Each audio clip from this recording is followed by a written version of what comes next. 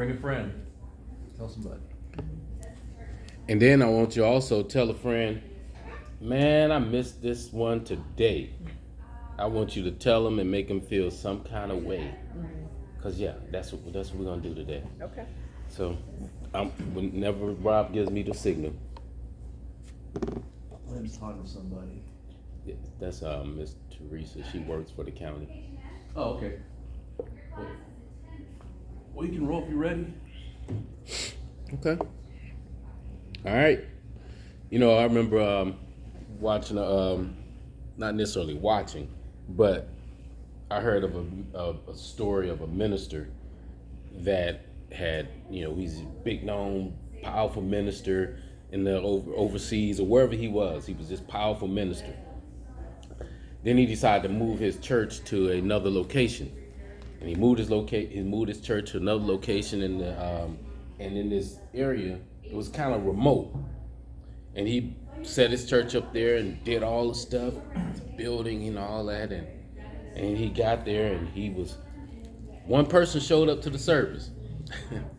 And one person showed up to the service. When that one person showed up to the service, pastor just stayed up on the stand and he was just waiting. He was just waiting and he was just waiting on the people to come and waiting on the people to come. And then the one person that was there was like, listen, man, it's time to rock. And the pastor just like, no, that's more people come. Dude's like, listen, it's time to rock. He said, let me ask you a question. How would you preach if you had a church full of people? And the man said, well, I would do this and do that. And he was like, well, you need to do that now. And so 2.5, 3 hours later, the guy said, hold on, man. I ain't know you was going to hold me up for 2 hours.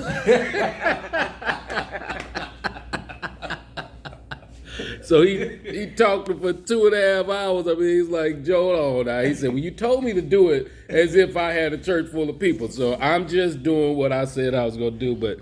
But no, we're not going to do 2.5 hours or 3.5 hours being here. We're going to hit it and quit it. But with that being said, we're going to give enough tools. It's my objective to give you enough tools to make you say, okay, I got something to eat off of. But I want to ask you a question real quick before we do that. I want you to think about something for a second. As a matter of fact, I want you to close your eyes and think about this for a minute. Imagine you get a phone call in the morning, in the afternoon, and I called you and I said this to you, and I say, ring, ring, ring, hey, Rob. Hey, Rob, this is Daryl Heights. Hey, man, listen, I got a situation or something I want to introduce you to, and the only thing is, I need an answer now. And I say, hey, Rob, listen, I got an all-inclusive paid trip to Acapulco. And there are 4 tickets. There's 4 tickets to this all-inclusive paid trip to Acapulco. And I and my wife are going to go. We're going to live in a villa. We're going to live in a mansion. We're going to eat great food. And we're going to live on a beach. And we're going to live a millionaire status for 5 days and 6 nights. But the only question I got to ask you, Rob, is this. The plane leaves tomorrow morning at 8:45. Will you be ready to go? Will you be ready to go to Acapulco? You can open your eyes. Will you be ready to go? If I called you at 8 in the evening and said all of that, and we have a cruise that's leaving tomorrow morning at 8:45. Then most people would say, Rob would say, well, shucks, man. Okay. Yeah, I can go. Then Rob is going to pull out a piece of paper. He's going to pull out his handy dandy cell phone. And he's going to look at his calendar for the day. And when he look at his calendar for the day, he's going to start seeing all these things that he has to do for the day. He's going to look and he's going to start categorizing things. Then he might even bring out this thing called a pencil and paper, and he might start checking off some things. And when he starts checking off some things, he's going to say something like this to his wife. Hey, baby, listen. I don't know if we're going to be able to go because we got all these things going on and it's too soon. But then his wife is going to say, okay, let me see that list. And she's going to take a look at that list. And when she takes a look at that list, she is going to start chopping away at the various things that can be done. And then Rob is going to say, Daryl, we can go on the cruise. we can go. The question to ask is this: why haven't you went to Acapulco every day? We build up things and we put obstacles in our way on a daily basis that are, when we really scale it down, is not as significant as we believe it really is. And so now here you are with an all-inclusive paid trip to Acapulco. Flight is paid for, all these things you got going on, and now you have figured it out. These things aren't as important as I thought they were.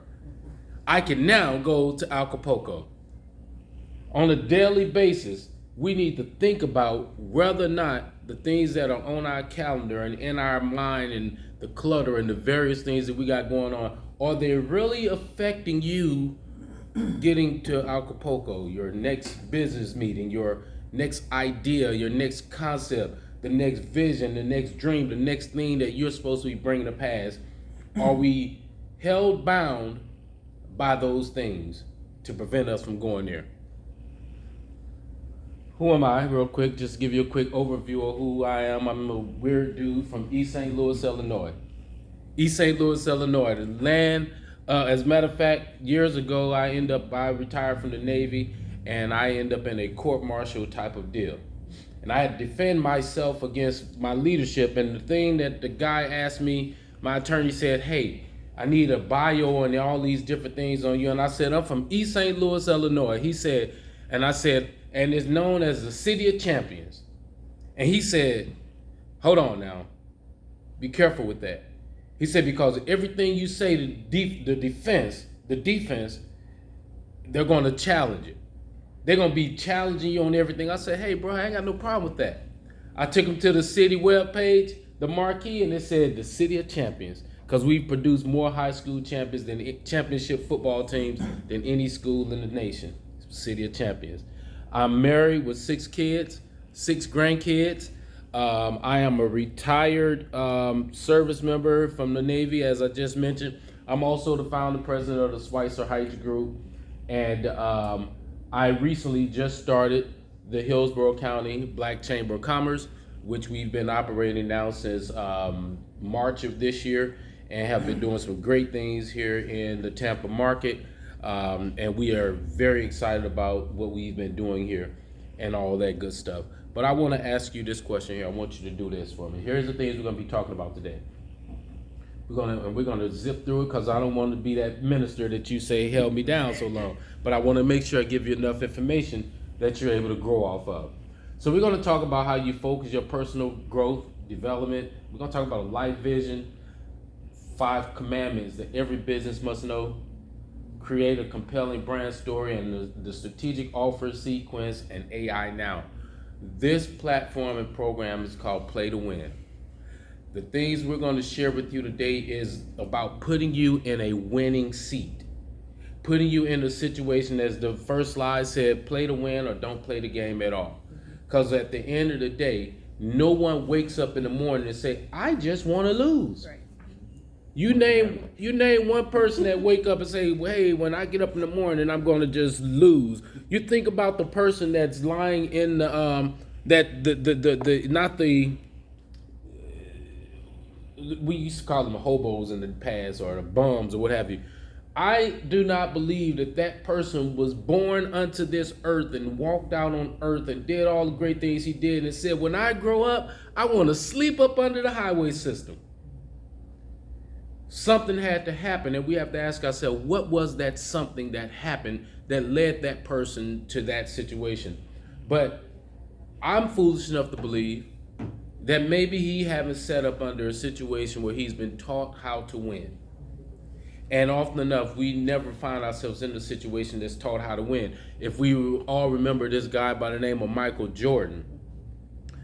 Michael Jordan was told that he's the greatest basketball player on earth by far, bar none. I don't care what everybody may say about Kobe and LeBron and all these other cats. Mike is the best.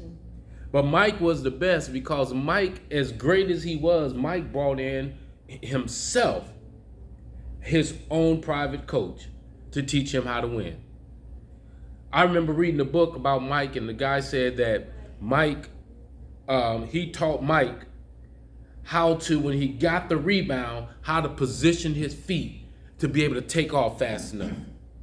So if it just takes someone to teach me how to, when I get the rebound in life, to position my feet so I can take off running fast enough, then why don't we have that same level of a coach? But we're going to talk about that. I want you guys to do me a favor. Take a minute and a half to 2 minutes, and I want to ask you this, and there's those worksheets are there for you to use in that regard as well. I want you to ask yourself, what are the 3 words that truly define you? What are 3 words that define you? Take a minute to a minute and a half, and between yourselves, I want you to just have a quick dialogue about those 3 words that define you. Because when we talk about personal growth and we talk about how do we get to where we are and who we are and what makes us get up in the morning and put 10 toes down, it's those things that we don't even think about. In the Navy, we got honor, courage, and commitment. The Marines, you guys have what, Rob? Everything. Adapt, overcome. Adapt, overcome. Nike has just do it. So when I ask you to look at those 3 words, what is it that define you and your personal growth and the worry and the person that you are? What are those 3 words? I don't know if you ever saw that documentary on ESPN about the Bad Boys, the Detroit Pistons. Mm-hmm. And they brought in a segment about Michael Jordan. He never lifted weights until he got beat by the Pistons. The Pistons, yeah. After that, he said, I got beat up. It's not going to happen again. Started lifting weights. Yep. And they were the bad boys. Yeah. They was rough on the You can't do fouls like that anymore. No, you can't. You'd be kicked out the league with what they were doing. But 3 words. And then I want you to take those 3 words. Of those 3 words, which one of those words truly define you? When you show up in the Walmart, you show up at the local grocery store, when you're at the car wash, when you're walking through the mall and through the building, of those 3 words, which one of those words truly define you? So what 3 words did you come up with? I said driven, passionate, and curious. I'm always looking for something new and different. Okay.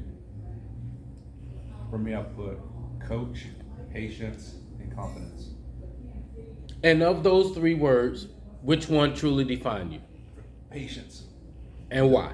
Doesn't matter what's going down, I'm calm. I'm calm. My wife's freaking out. My coworkers freaking out. I'm the calm, steady one. And what about yourself? I would say driven.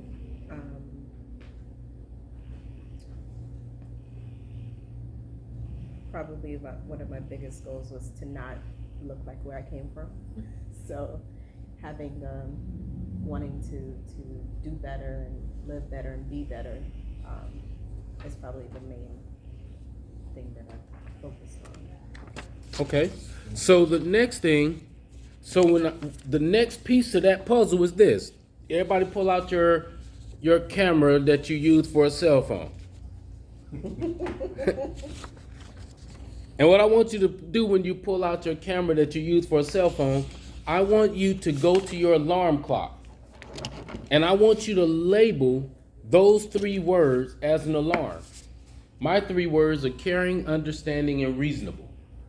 And every morning at 9:30, in about 10 minutes, my alarm clock is going to go off. You're going to hear it ring. And I say those 3 words to myself, either to myself or I say them out loud if I'm in a setting that I can speak out loud and people don't look at me sideways and think I'm crazy. But the reason why I ask you to do that as a personal growth is because of, hey, when it all boiled down and when the sugar honey iced tea hit the fan, what is it that you have to fall back on? When it gets tough and you're trying to figure out that next deal and you're trying to figure out that next situation and trying to figure out how to get to the other side, and life as itself shows up and it stands knee deep off into your psyche and gets you to a point of so much frustration, what do you have to fall back on? Like I said, when Nike can't make a good sale or their sales are down, they got the best slogan at all. They say, hey, just do it. Just do it. So when things get tough, what I realized several years ago is that we as individuals and as individual business owners, we got to have something to fall back on. I got to know that at 9:30 in the morning, caring, understanding, and reasonable is going to show up on my phone and make me identify, hey, I'm that guy. I am that guy. I am him. And of my 3 words, the one that I stand nearly and dear to me is understanding. I'm the guy who can understand a heinous crime. Because as the scripture says, in all thy getting, get an understanding. So I seek to understand, why did that person just do that? Or what was going on in that situation that I need to now try to do my best to fully understand what just took place. So I seek it out. So understanding is my word. So let me ask you a question. And those worksheets are designed for you to kind of write in, fill in if you choose to. But what do you think it would take to double your happiness or your business this year? To either double your personal happiness or double your business this year. What is that thing? What is that one thing that you're looking at and saying, man, if I just did this, that would increase that? What's that one extra thing? Last night when we got on the cruise, we were going on a Starship cruise, and I told the captain, I said, listen, man, I said, here's what I need you to do. I need you to shift your rudder 1 degree. We need to go to the Bahamas tonight. That was me trying to double my happiness and trying to double my joy, because I'm like, if she shifted her rudder just a little bit 1 degree and she kept that 1 degree, just one thing, we'd end up in the Bahamas possibly, or we'd be running into the St. Pete, one of the two. But I was like, hey, what is that thing? What is that thing that we know we need to do to help double our happiness? On Monday mornings in the U.S. and possibly in the world, on Monday mornings, there are more heart attacks on Monday morning because people are so stressed getting up in the morning, going to jobs and going to places that they don't want to be at. And so they're having heart attacks. This year alone, 3 people I know had a heart attack in the morning. I was on Facebook and I seen a friend of mine say, my battle buddy, and I was like, whoa, time out. I was overseas with you. I knew who you was in the hooch with. What do you mean your battle buddy is no longer here? What the football? I know this person. We're from the same hometown. We met in the desert and realized we both from East St. Louis. What do you mean? So I went out and I reached out to her family through Facebook. I said, yo, y'all don't know me, but I've been knowing your mother since 2009, and I'm trying to figure out what in the football is my friend no longer on earth for. And her daughter said she woke up to get ready to go to work. She woke up to get ready to go to work. So what are you doing to double your happiness? What have you been intentional about? Brendan Burchard, which is my mentor, he says as he has consulted with millionaires, multimillionaires all over the world and all over the country, as he's consulted with them and they got all the money in the world. But then the one thing he started asking them, and they realized they weren't happy. They weren't happy. And he did this one thing, and I offer this to you all. He said, he told them to do this. I need you to stop and celebrate. So when you get that one deal, what I have learned to start doing, and it may have caused me problems, it may cause me a problem in the future, but when I get that one deal, when Rob called me, you know what I had? I said, hey, I'm gonna have me a glass of wine. I'm gonna stop and celebrate that I got called to present from the Tampa Bay Black Heritage Festival, to be their first speaker. So I said, you know what? That's a win for me. Bam. Because now I have something to start back over from, because we get to doing it, and it becomes so monotonous to the fact that the thing that we love doing becomes a job, and it becomes a stressful thing, and next thing you know, we're doing the thing. So stop and celebrate. And I had a glass of wine. Make that some Gatorade. I want you guys to do me a favor. Take and draw 12 boxes. 12 boxes. And you don't have to do it immediately, but I want you to think about this. Take 12 boxes, and as you draw those 12 boxes, I want you to think about, in those 12 boxes, what are you going to do each month to promote or offer a value proposition to your customers or to the people you serve. Got 12 months, 12 boxes, and what are you intentionally going to do every month that you have written down that you're going to do to promote or serve your customers? And what value are you going to bring them? Each month, I'm going to do this month. I'm going to do that this month. I'm going to do this that month. I mentioned Mike. I just mentioned Michael Jordan. And I will promise you that Rob, back in the back, Rob Pierce, the SBDC consultant, I would bet either of y'all $1,000 that Rob can beat Michael Jordan in the game of basketball. You believe that? Rob would smoke Michael Jordan in a game of basketball if they were going to 21 and Rob had 0 points and Mike had 20. Rob Pierce in the back of this building would smoke Michael Jordan. You don't believe that, do you? It could be true. In 2023, he probably can. My knees ain't no good now. Provided, I'm talking about in his prime, In his prime. he would smoke him. Provided Mike was blindfolded. So often enough, how can you hit a goal that you can't see? That's why it's important to write it down. We move and we operate and we do, and we don't have it written down, so we don't know how we get there. A few months ago, I was over in the West Shore area, and I was heading back here to this building. From West Shore, Cypress, to this building. And I, not from here, turn my GPS on. Bam, take me back to the building. Do-do-do. Put it in there, heading back to the building. GPS, lady talking to me. Heading back to the building. I look up, I see, 275. Need to listen to that lady. Got enough women. I got 9 sisters. Change the setting. I jumped on the highway, and I'm heading here. 9 minutes. An hour later, I came back from St. Pete. Oh, no. I took the wrong exit. I went on the wrong 275. Sometimes we're not even listening to the right GPS system. We think we know. And in business, we think we know these things, so we don't put together a business plan. We don't put together strategies and things that can help us out. So because of that, we end up in St. Pete when we were supposed to be in here in 9 minutes. Yeah. So ask yourself these questions as we go forward and move forward. These life vision questions. These are some simple questions I want you to ask yourself. If you could describe an ideal future in a single paragraph, this is what you would describe.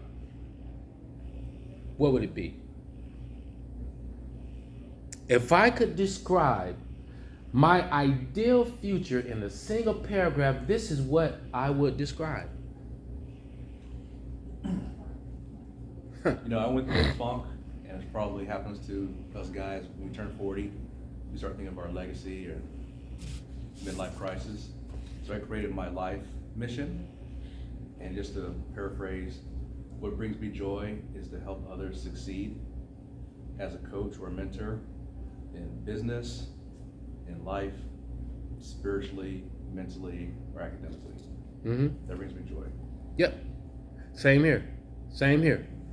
And that's why, see, my alarm is going off. That's why I move and do the things that I do. Because as Jim Rohn said, if you help enough people, it'll come back to you. So I'm the guy that's out here helping enough people. And no one says what that number looks like. It's just enough. The next question is, I feel that living with a purpose at this stage of my life means that what? What does that mean?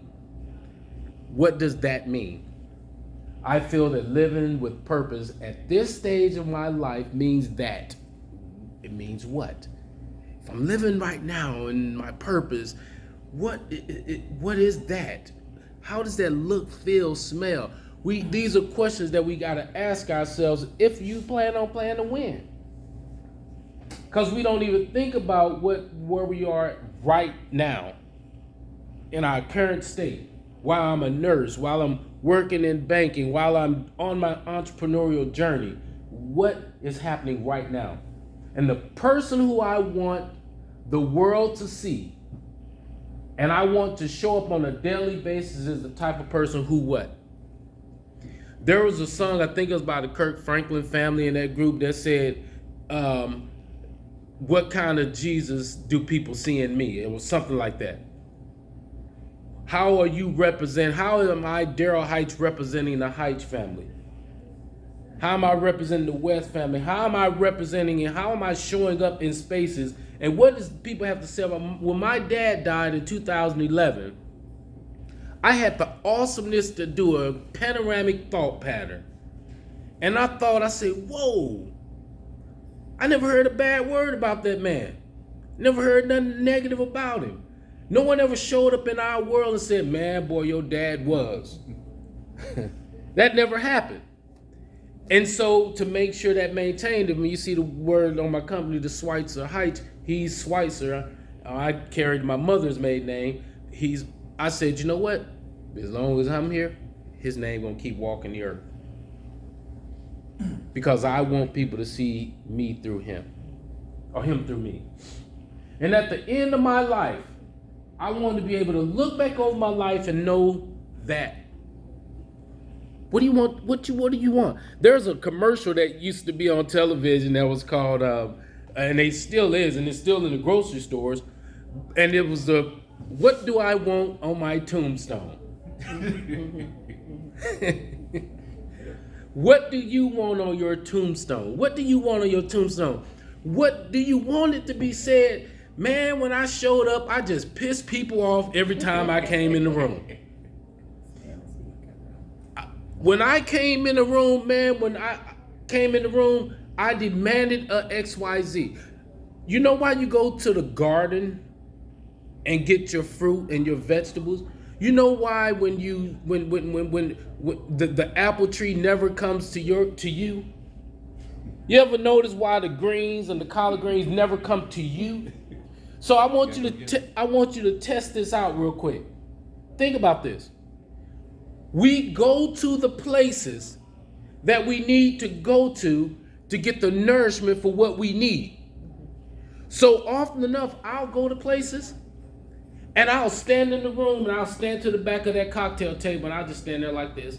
I have my glass of Merlot and I'll just be standing there. And I'm just standing there and I'm putting this theory to test. Because I want to know, am I the guy that is bringing nourishment to people? Are people coming to me? Because now I know I must have something of value. So I stand there, and without a doubt, people end up at the table with me. So as an effective leader and as a leader, put that to test. Just go somewhere and just stand to the side. Because the Father's already given us this gift. Now are we putting that gift to work?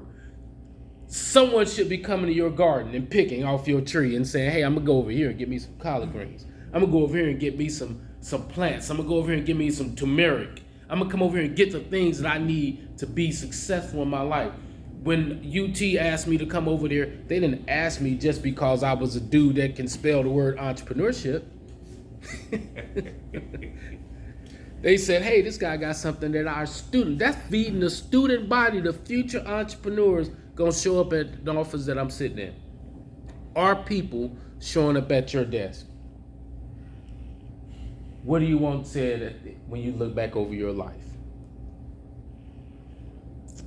There's 5 commandments that every business must know. 5 commandments. We got the 10 commandments.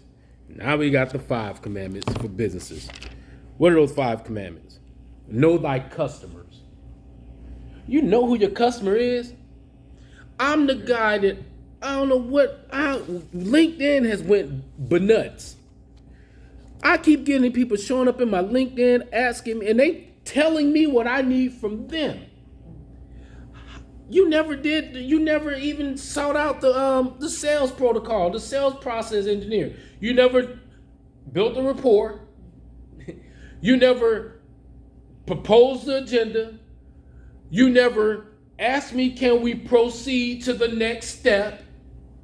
And then you never closed the deal. You just showed up. Hi, Daryl, I know that you need to be in this program that we have because this program does this, and we have the 5-step strategies, and all these people have been recognized. I'm like, you don't know if I need that. I don't need that. So knowing your customer allows you to better perform in the space. Know thy customer. And if you don't know your customer, then you got to ask yourself, what's going on with my business? You don't even know how to see, you don't even know the sale process. You don't know who they are. You don't know the things that customer has to offer. You don't know what they feel like, smell like, think like, act like. I told a guy last night on the boat. He was saying that he's a developer. And he contacts banks or different individuals, and he says to them, man, I need $50,000. He said, I got 45 days that I need that $50,000. And I ain't got time to wait for the people to respond. I need this because I got a project. I said, hold on, brother. You going about this wrong. Them people don't know you.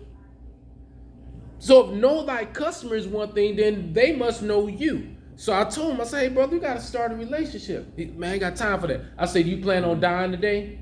He said, no. I said, then you got time. I say, you know that you're in this business and you're in this space. You need to start building a relationship with somebody now so that in the future, you won't be calling them and saying, hey, man, I need this in the next 45 days. They'll be like, yo, that's Daryl, man. Daryl and I've been talking for... The other day, I sent the postcard to some people, 10 people. I sent a postcard. Let me ask you a question. You open up your mail today when you go home. I don't open up my mail on Fridays. I made it a vow to open up my mail on Fridays because I don't want to be depressed all weekend because I got that one bill that's saying they're going to cut it off on Monday. See, I don't look at the bill. I don't look at the mail on Saturdays. Yeah, I don't even open it up. I leave it in there for the whole weekend long because I don't want to get depressed. But when I do open up the mail, here's what I do open up and look at and see.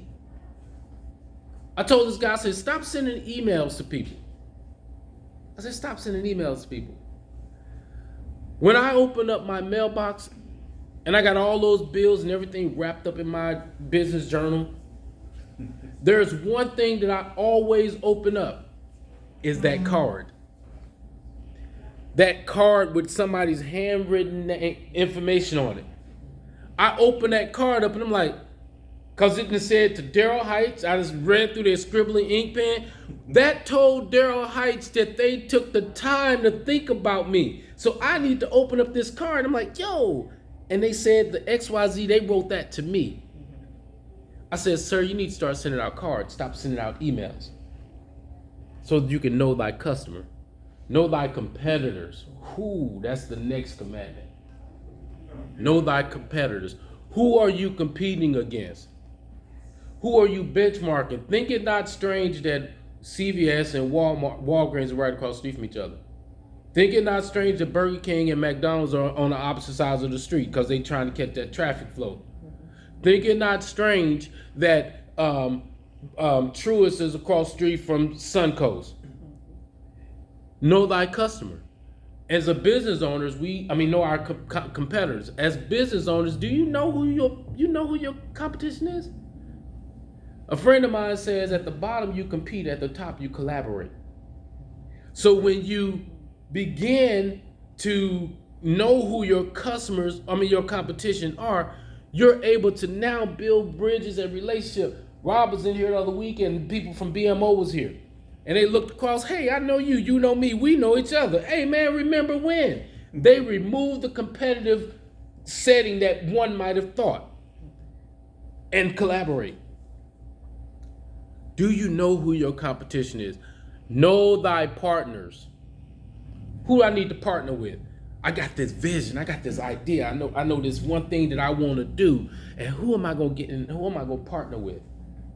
Who am I going to partner with? Who am I going to split this 50-50 opportunity with that we both all win? These are play to win strategies. We all win when I know these 5 commandments. Know thyself psychology. How am I going to get to the end? How am I going to get to the end? What's my way forward? People in this building. Exactly. How am I going to utilize the people in this building to get me to where I'm trying to get to? This is the Entrepreneur Collaborative Center. When you say that out loud, you got to ask yourself, why isn't there a line of people wrapped around the building like they were to go see Babe? Or like they were to go see Taylor Swift? Or like they may be to go see the next musician, Arthur, what have you. This is the Entrepreneur Collaborative Center. The math don't add up. Know thy sales psychology. Know how to get to yes. Rhonda Rhimes has a book out that's called The Year of Yes. And my vice president with the chamber said, Daryl, all year long, I'm saying yes. Because she knows what she needs to do to get to where she's trying to get to. And know thy calendar. If I ask you right now to open up your calendar, I can tell you where you're headed. Do you know what's going on today, tomorrow? Do you know what 6 months from now is going to look like? Do you have it written out to know that at the end of the day, these are the things I plan on doing? My wife, and it gets up, I said it on camera. My wife asks me every day, what are you doing today? And I say, it's on my calendar. My wife asks me every Wednesday morning when I jump up out of bed on fire, where are you going? I'm going to Entrepreneur Collaborative Center. They have an event that's designed for entrepreneurs. I'm a consultant. I want to be where they are. Yeah, I love you, but I'm getting out of the bed. I need to get where the people are. That's what know your calendar. I know on Wednesday at 9 o'clock this is happening. I know the things that are going to make a difference and where I need to be at so that at the end of the day, when the game is over, I can say, yo, man, I won. Can you say that? Now, how do you do that? Creating a compelling story. This is interesting. I'm going to promise you that none of you guys looked at Training Day because you wanted to see a movie about a rogue cop that was doing all these crazy things.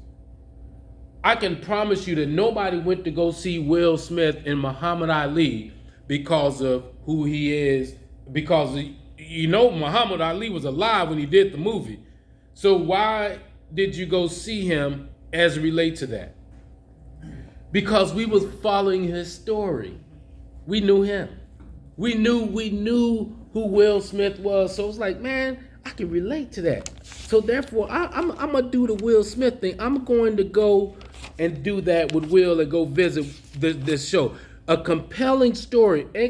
How do you tell that compelling story? Expert story positioning. What is expert story positioning? That's you being able to identify and tell your story. What are you struggling with, Daryl? How are you able to come up with solutions?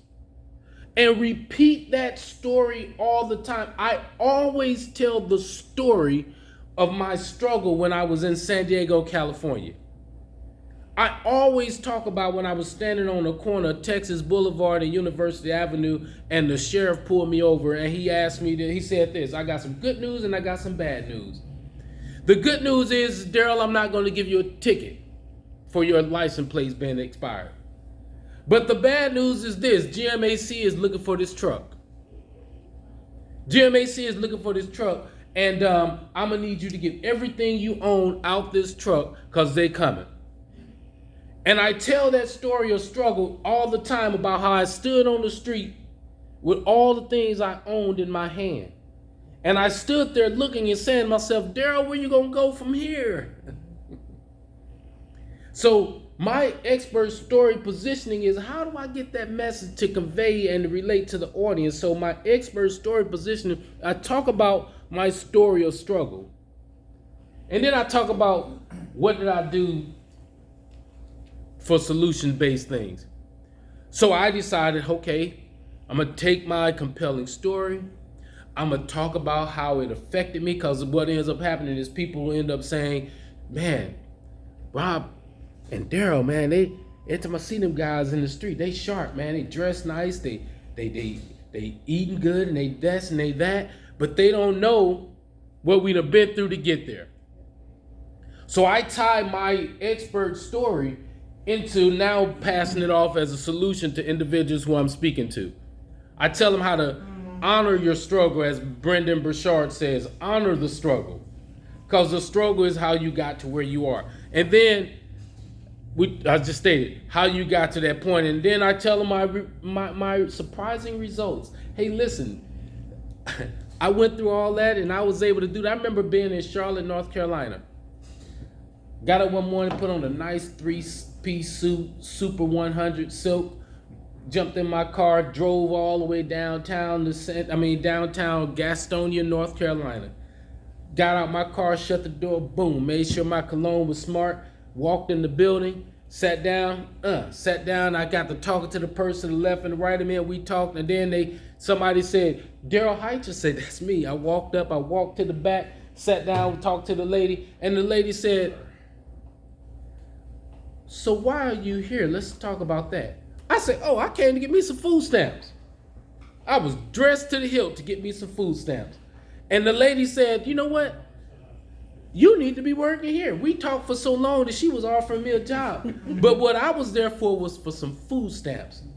And the lady told me, she said, Mr. Heights, I'm excited that you came here today, because I'd been more upset with you if you'd have stayed in your struggle, waiting for circumstances to change and not come and get what was set aside from you anyway. It's here to help you. Walked up out of that joker. That lady said, it's mid-month, Mr. Heights. You're going to get about $355 in the next 2 days. But because of the size of your family, you're going to get about $720 a month in food stamps. I told my wife when I got home, I said, when we go grocery shopping, the neighbors go grocery shopping, we're going to feed the whole damn neighborhood. My kids was little. They didn't need all that. What are the things that we need to do? And then I told you earlier about those blocks, your steps, your frameworks that you take. And now you got the 12 blocks. Now I want you to look at what is the thing? How did you put this thing together? How did you frame up what it is that you're trying to get over to make sure you're able to deliver it to an audience called Play to Win? When I began on this journey of teaching and sharing and speaking, I had to do this. I said, Daryl, what are you all about? I said, I'm the entrepreneur guy. All right, bet.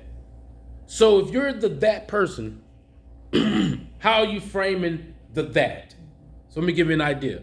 If I'm the entrepreneur guy, so my mentor, Brendan Burchard, said take 3 categories, 3 areas, and own those areas in the space that you want to be in. So I have a youth entrepreneurship program that's called Yes You, Youth Entrepreneur Startup. I have another program that's called Uniform to Suits, which teaches service members how to transition from military to entrepreneurship, and then Play to Win.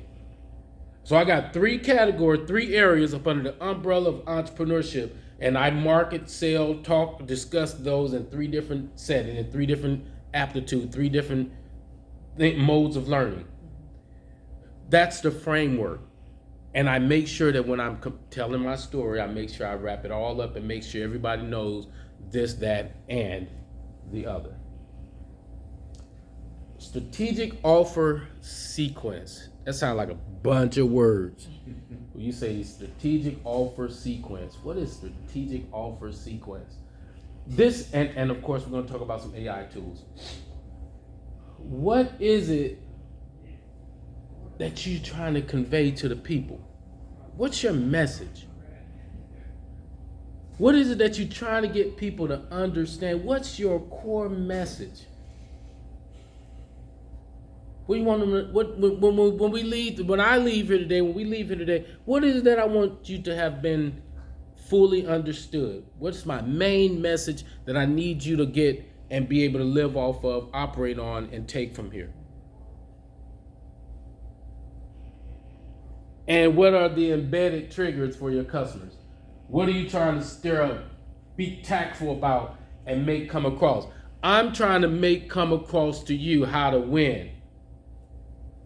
I'm trying to step way down off in your psyche. You know what I'm also trying to do? I'm trying to make you cry and get emotional. I did an interview with Dr. White over at UT several years ago when I had a magazine that's called Tampa Pioneer. We sat on a Zoom call. I was in my son's house in Houston, Texas. And I made up a prop background and everything. She was on the other end of the Zoom call. And I had already done enough research on her to know that I need what triggers I need to set for the expected outcome. She told me as tears fell down her eyes during the interview, as one who hosts and do interviews, this is one of the best interviews I've ever had. And I brought her to tears in the interview. Matter of fact, to be completely honest, we both cried together over the scenario and the situation because I knew what I needed to make happen. I knew that at the end of the day, my embedded triggers was these things so I could get this expected outcome from that person, from that sales rep, from the person who I need to convey and make do business with me. What can I do? What can you do to make those persons change? And then I was like, hey, I need you to take this next step. See, we all forget about this next step, the call to action. The call to action. I know I made you cry. I know I have tapped on the things that make you feel some kind of way. I know we've gotten these triggers set off, but now I need you to, hey, listen, the next thing I need you to do is purchase this. Don't be afraid to ask for the money.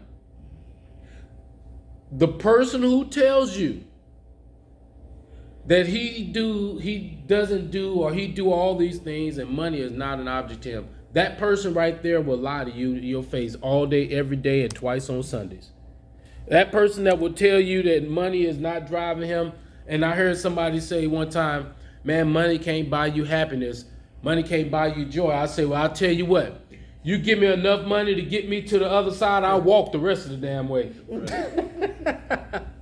You give me enough money, I'll walk the rest of the way. It may not buy me happiness, but I'll walk the rest of the way. Let it get me as far as I need it to get. Exactly. It'll help with the search. Exactly, it help with the search. So what are you trying to get your customers to do? What do you want them to do? Do you want them to move to the next point? Most entrepreneurs and business owners, most entrepreneurs for the most part, don't fully understand the sales process. And they never ask for the money. They never ask for that next call to action. What's the next step you need them to do? What's the need behind the need? Why did you do what you just did? And what is that going to meet? And what is that going to exceed in your life? What is that? Most people don't even think about that. What's the need behind the need? See, you didn't come here today. You all didn't come here today because you wanted to drive over here and sit in the classroom. Nope, that wasn't it. That was the action you take, but the need behind the need was, hey, listen, I need to come here to get this information so that I can do these next things. That's the need behind the need. This just gets you started. That's the call to action. I love this piece here, this next phase here we're going into. Is this working out? Is this good? Is this good? Is this good? Yeah, this is good. Okay. That's awesome. Okay. So let me ask you a question. What is artificial intelligence?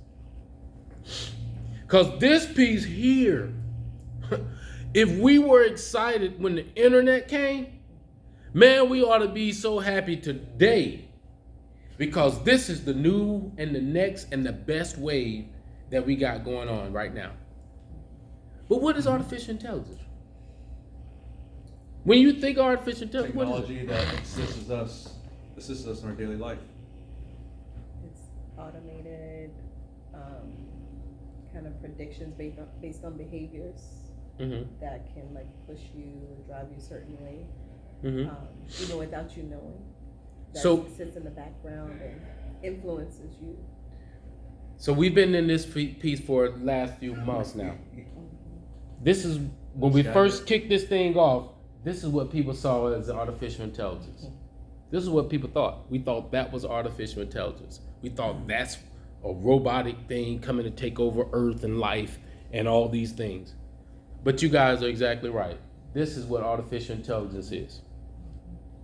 It's a data point that you put in and get something out from it. People didn't like Siri. People didn't like facial recognition. People didn't like thumbprint. Yep. We use it every day. Every day. And we got this Rumba that's running through our house that's doing all the great things that it do. You know, artificial intelligence and AI, it's an amplifier of who you already are. When I teach it as it relates to business planning and developing and designing a business plan, I had someone tell me, yeah, I had to do a business plan for me. I said, well, what do you know about a business plan? Well, I don't know nothing. Then you don't know if you got the right information. Because it amplifies who you already are. If I'm a criminal and I use AI, it's going to amplify my criminal activities. But if I'm out here serving the people and helping people become better at what they are, then I'm going to use it to help amplify those people to get them to a better place in life. So when I sit down and now I got my time back, Rob, I don't have to now spend a week and a half to 2 weeks trying to design the perfect business plan, because it has afforded me the opportunity to get my time back. Now I got my time back. Now I can get out on the boat on a Friday, or I can go ask some people if they want to go play golf, or I can do the things, or we can do the things that we enjoy doing, because this gave me my time back.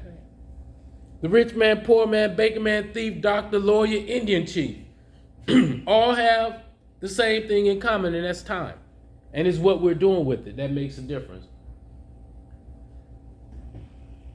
It's not AI that is going to take your job, but someone who knows how to use AI might. That's powerful. 7 out of the 10 jobs that women operate in the Americas will be replaced by AI. Now watch this. That also means that if you are the someone who knows how to use AI, you now become the 70% who own the job spaces. That's what that's put you in the driver's seat. That puts you at the home plate. That gets you to knock the ball out the park to become a winner. Because now you're utilizing it for the things. I asked somebody, someone was talking yesterday when we were at the summit, and they was like, so what are some of the things you can use AI for? I say, man, listen, have you heard of V? It was like, no. I say VEE.ai. V makes appointments. V answer phone calls. V do all these things that now while I'm at the summit, V is calling clients saying, hey, hi, this is Sabrina. I was calling to verify we're still going to meet tomorrow. Yeah, we're going to meet tomorrow. Okay, I just want to confirm with you the date and the time and make sure you got the location. See, that used to cost what we call a virtual assistant. It used to cost her. And then when they say to me, hey, Daryl, listen, I need the Coalition of 100 Black Women asked me, Daryl, hey, we need you to do a presentation on LinkedIn to a group of young girls. I'm an entrepreneur guy, so it's tough for me to talk about getting a job. It's tough for me to go to an audience and sell a bunch of people on going to work for somebody, because I'm tough on that. It's hard for me. She said, hey, we need you to do a presentation on LinkedIn. Not a problem, got it. I pondered. I say, ding, simplified.ai. Went to simplified, I say simplified. I need an aggressive PowerPoint presentation that is going to transition young girls from the ages 18 to 22 to become very successful in these specific areas, and utilizing the tactics and the techniques that LinkedIn may offer. He gave me a 15-page PowerPoint presentation. All I did was sit there and watch. got that PowerPoint. I looked at it. When it was time for me to rock, I showed up on the stage like I was a LinkedIn expert. There you go. Utilizing the tools to make you that much more successful. Watch this. We're going to zip through these rankings real quick. These rankings. When I talk about those 7 out of 10 jobs, it's not going to replace nurse practitioners and choreographers. It's not going to do that. They're in the safe zone. Because again, an AI doesn't have emotions. AI is not morally sound. So it can't be a mental health practitioner. But V is customer service. We done all went to Walmart and seen ain't nobody in the store. And the journalist, he might as well pack his stuff up and head somewhere else where there's no ink pens, pads, or paper. Because his days are done. I can write an article on anything in less than a minute. Athletic trainers. Athletic trainers. Like Google, do me a full body kettlebell workout. And it can do that. But not only that, but now the reason why that sits dead smack in the center is because it can't tell if you hurt. It doesn't have emotions. It don't know that you're injured by the workout that you're doing. So it can't replace the physical athletic trainers because he's able to look over there and be like, hold on, you look fatigued. You struggling, right? I'll tell you that. And of course, the other ones are rather obvious. Now, let's play to win. The things that we talked about in this, and we could go forever, are things that, as I looked at it, is things that would allow us to win.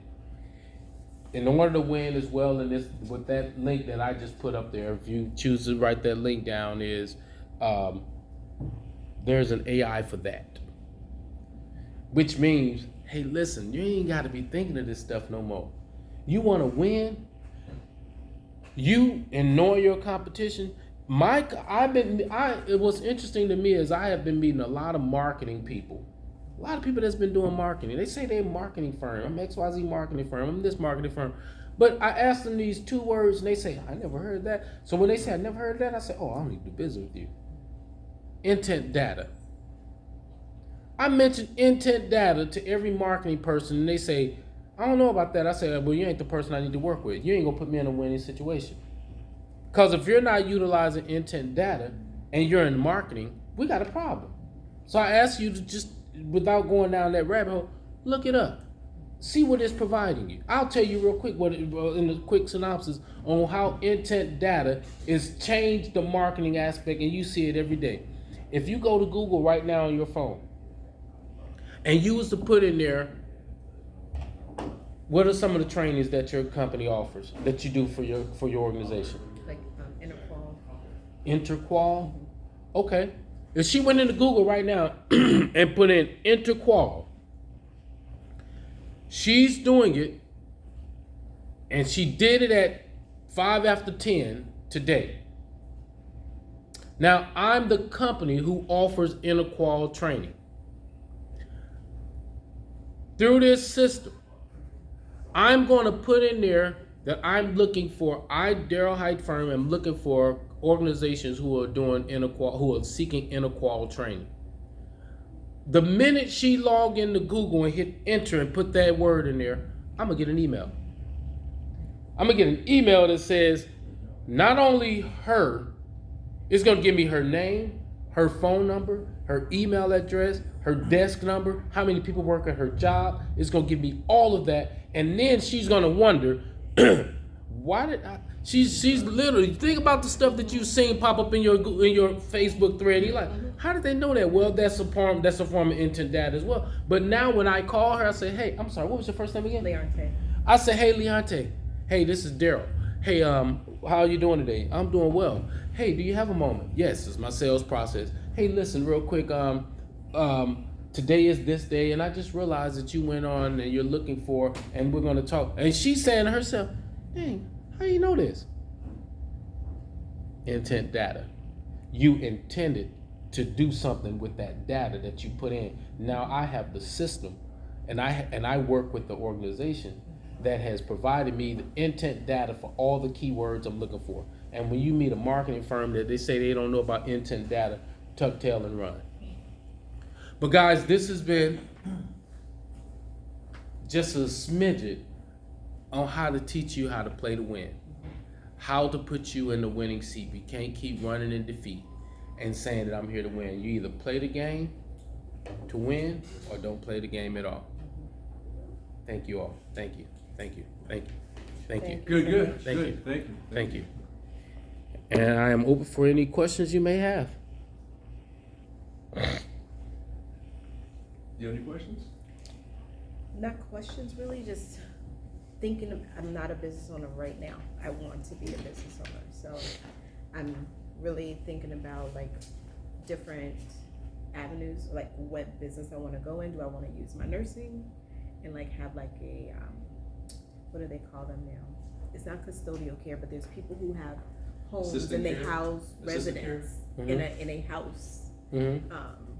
So I was like looking into that, and then e-commerce, like selling online, that type of deal. Mm-hmm. So I'm just getting a feel for what I would like to do. So this really helps to say, you know, who would my customers be? Like, how would I, you know, get them to do what I need them to do for my business to be successful. So this is really helping me with just thinking about it. So what I would add to that is this. Now we did talk about money, but in developing that model of that business idea, what you're looking to do, the thing I always ask people to think about is, what would you get up and do if you didn't get paid for it? What would you passionately get up and do and don't get paid for it? For many years I taught youth entrepreneurship and I never received a red penny. I showed up, I knew that these students were the best people in the world that needed to learn entrepreneurship, and I showed up and I acted and I performed and I gave them all the tools for success. And so what is it that you will do and not get paid for it? And like you said, if you like we said earlier, you help enough people, it'll come back around to you. So the first thing I would ask you to do is look at that and ask yourself that litmus question. What would I do at no cost that I have a passion about? And then when you start that way, I can almost assure you that if today at 10:10, when I see you 9 years down the road, you're gonna be doing something totally different, because it's gonna be like that. This entrepreneurship is like a drug. When it get in your vein, it's hard to get away. It's hard to get it out of there, and you find yourself doing multiple things. And there's absolutely nothing wrong with that. For a long time, people would tell me, "Daryl, man, you're doing all this and you're doing all that." But I started realizing the people who was telling me that were the people who weren't doing any doggone thing. Absolutely. Yeah, you know, going back to, you know, when I said I created my life mission, that was because days at work were dragging. I was hating it. I was like, screw the world. So like, what makes me happy? So no matter what happens, it's a good day. So for me, it's coaching, teaching, mentoring. So I bring that to banking.